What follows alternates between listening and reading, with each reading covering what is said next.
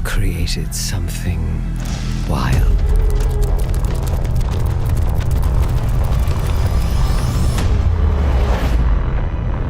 With a fire in its belly. This thing draws everything in, moving silently, night and day,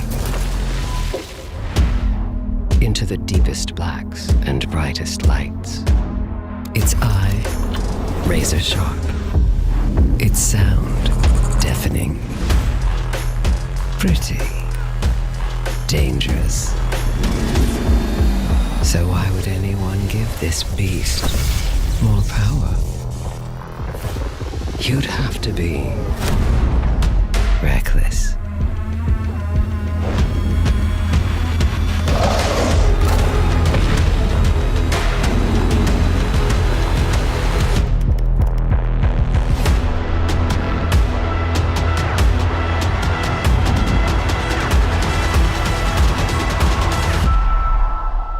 What have we done? And more importantly, what will you do?